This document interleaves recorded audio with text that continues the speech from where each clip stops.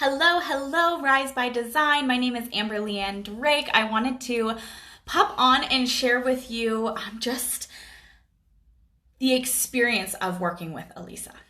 So, if you didn't catch it, we were live inside of her Instagram and then we had some connectivity issues. No biggie, I'm here now.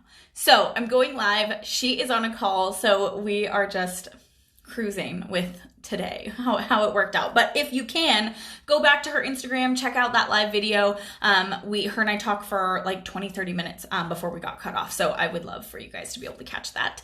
Hi, hello. If you're hopping on live, let me know that you are here. I would love to see you. And if you have any questions, please pop them in the comments below and I will answer them for you. Hello, Sam. How are you?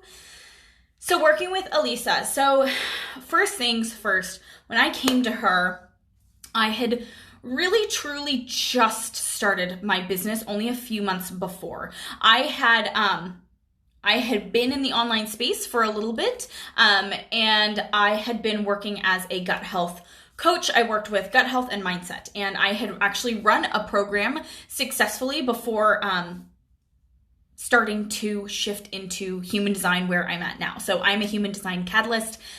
I use human design in a very unique way through communication and interpersonal relationship growth so that you can be really emotionally grounded, intelligent, and expansive in your life, business, and relationship. So that is what I do, but I didn't step into that until April of this year, and then I started working with Elisa in June. So I was really struggling because before working with Elisa, I was working with a coach that was 100% strategy. Some of those strategies were like self-growth and like self-love, and I loved that piece of it, but a lot of it was strategy. And so I was in this place of like the shadow of a lot of my human design open centers. I was showing up in the shadows of that very, very powerfully. Sam actually saw this shift really, really a lot because I was working and hustling from the shadow of my open heart center. I'm a 6'2" sacral generator with an open heart center, an open identity center, open emotional center. I've got the like triple whammy right there. And my heart center was like, you have to hustle. You need to hustle or you're not valuable. You need to hustle. You need to like man up and get in the game. You need to be there every single day. And I actually had clients come to me because they were like, holy shit, how are you everywhere all the time? And I was like, let me teach you. Don't sleep, don't eat, don't have a powerful relationship with your partner, don't do anything fun, and work every single day of every minute of every day. Like, that's how you be in all places at once, because that's what I was doing. I would wake up and be like, right, gonna go live on Instagram, gonna do all the things, be on Pinterest, Instagram, writing blogs, like being on all of the podcasts I ran. I had a podcast. Like I was like in this hustle mode. And even talking about it, I can feel my heart rate just like enter Elisa. So I started working with her because of the draw of understanding gene keys more and human design, really wanting to embody my human design in my business because I knew how I was doing things wasn't working. So in working with Elisa, I started to truly embody my design. I started to really start to decondition some of these centers that were really messing with me, that were really taking me out of the game. One of them being my open will center and my open identity center and my emotional center. Those three are the ones that we worked on the most. And in that, things shifted for me actually pretty quickly. I grew, I started about April, but through my trust in myself and through my embodiment of my design, I shifted my Pinterest account. I've grown my Pinterest account from about 1,000 monthly viewers to, I haven't looked actually. I hired a Pinterest manager and October's been so crazy, but the last I looked, I was at 2.6 million monthly viewers. So I have grown my Pinterest from nothing. I have, I think 2,000 followers now, and I had 14. 5 of them were family members when I started. And so I shifted like so much about how I showed up, and I started to focus on the things that I truly, genuinely only loved and that my sacral was lit up by. So October, was last month, and it was my best month ever in business, and I worked 6 days the entire month. October, honestly, in my personal life was pretty crazy. Switching from masculine strategy to HG. Oh, yeah. I will get to that. So October, I leaned back so much. So from June to October, I started shifting this like masculine drive energy. I started like caressing this like aggressive energy that I really truly felt in my physical body. Like I could feel it right here. I don't know if anyone else has felt that, but that like anxiety, that panic, that like I haven't done enough, I need to do more, like elephant sitting on your chest. And I started to let those pieces of me go. And it was a battle at first. It was like, no. Today's your day off. You are going to let yourself rest. And you are going to let yourself have this space because you need it. It's not just like you deserve it. You need to let go of this piece of you. And it was a constant, she was constantly alerting me to like, hey, I hear you're open. In what you just shared with me, I hear your heart center showing up. Like I hear this showing up. And she really guided me to release this piece of myself. And so moving into October, I was in the middle of a launch. I went on a vacation with my husband. We were gone for 8 days. And then we got hit by the ice apocalypse in Oklahoma City. And we had to evacuate the city because we had no internet and no cellular data. We had nothing. We weren't able to access work. And for my husband, he had already taken some significant time off and his CEO was like, we need you. So we evacuated the city and I was pretty much on puppy duty the last like week of October with my dog and an Airbnb, and we were just hanging. We were hanging in Dallas. We had been in South Carolina for over a week, and I honestly worked 6 days in October. And I made some of the biggest sales that I've ever made in my business.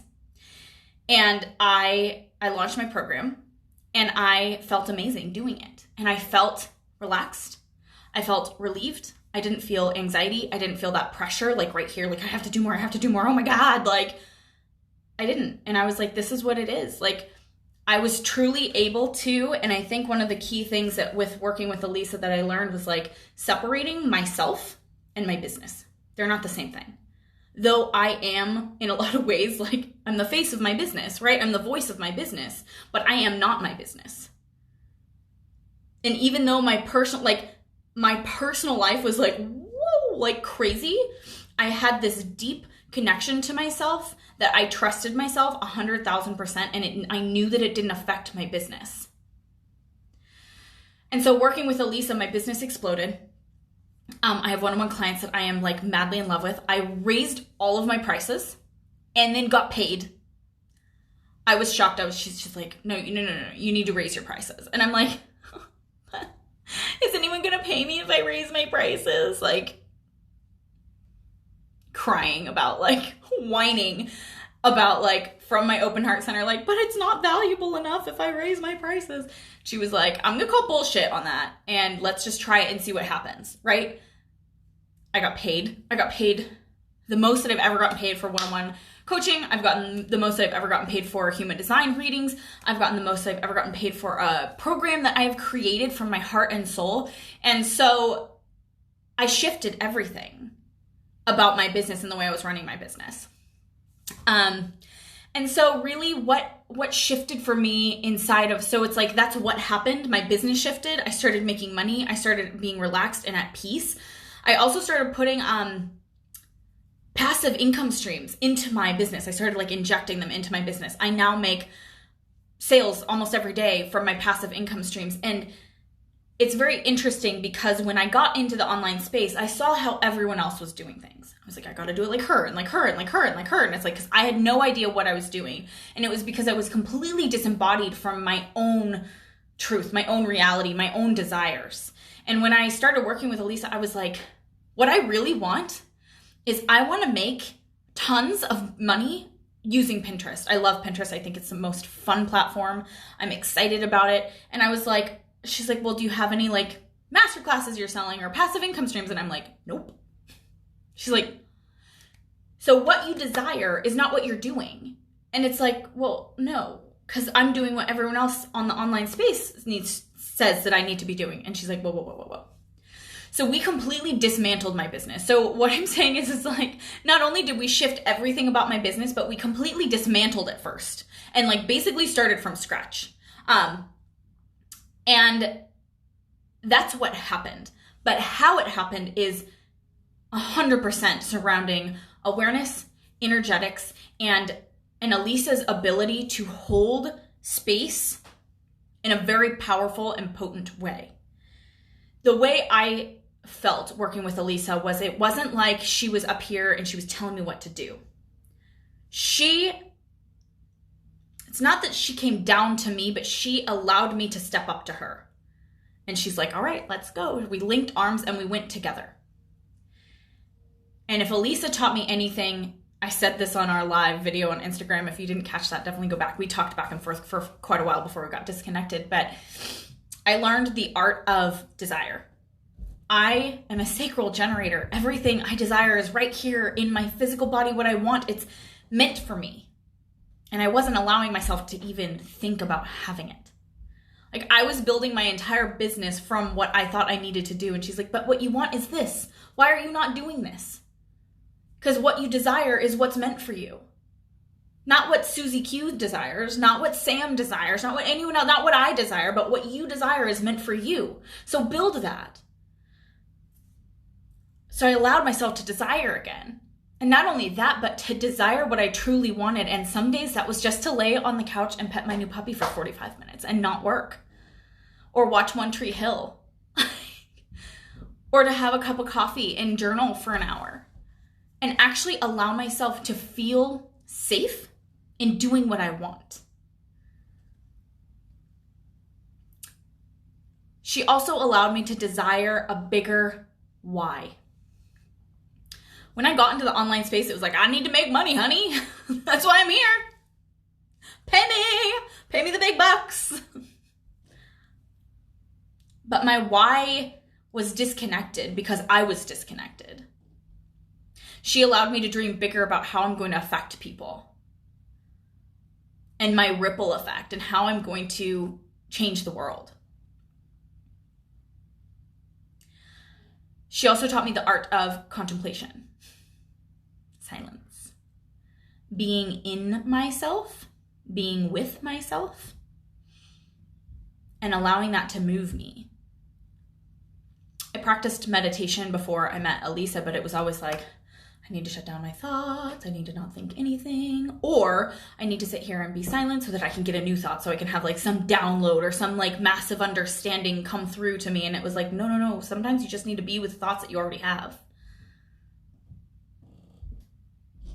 Because they're already in you. The understanding that we need already exists. And so I learned the art of contemplation. And then lastly, but certainly not leastly, I learned the art of truly being myself. Hi, boss. How are you? It's good to see you. I learned the art of being who I am meant to be.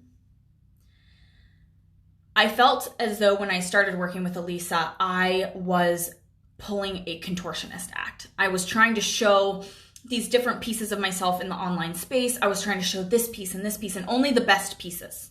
I only want to show like the shiny bits of Amber. And I was pulling this like contortionist act because then whenever my shadows would rear their head, I'd be like, I'd have like a meltdown. And I'm like, no, nobody see this. Please, nobody see this. I don't want anyone to understand that I'm not perfect. Guess what? We're not perfect. Guess what? Newsflash, nobody's perfect. But I thought that there were people out there, especially watching in the online space, the comparisonitis is like so real. I'm like, well, she's like this. And I'm like way down here. No. She's also down here and we're all kind of right here. But she's pulling the contortionist act too. She's only showing the shiny pretty bits. And I was really awakened to the fact that it's okay for me to show. It's okay and it's safe, but it's also very professional for me to actually show my shadows and talk about them and share when I make mistakes and share like the pieces that are happening on the back end for me. October was such a wake-up call for me because I would have never done what I did.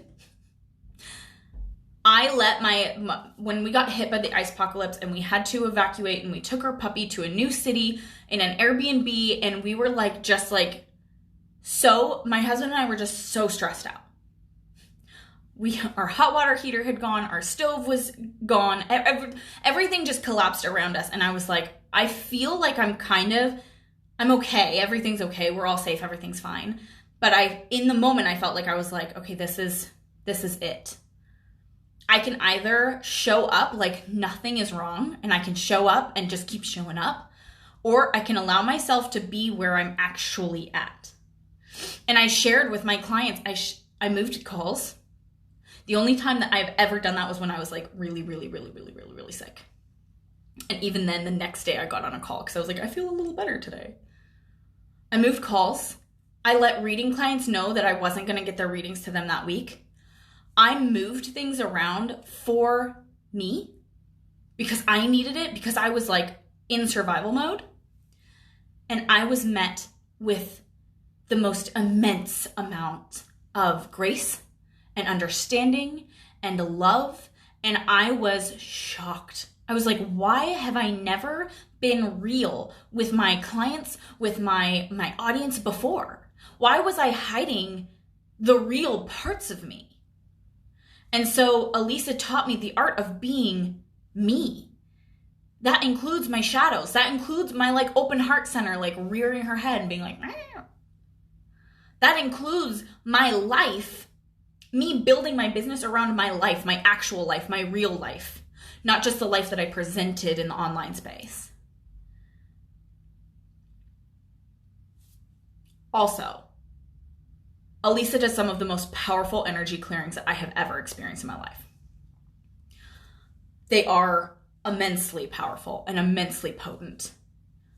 And the shifts that I have felt inside of some of just the energy work that we have done, it has been unbelievable. Because I no longer feel that physical, masculine, like aggressive, like elephant sitting on my chest anymore. I feel embodied. I feel like I'm in my physical body. I feel connected to me. I feel connected to my why. I feel connected to my soul. And that allows me to make and create a business that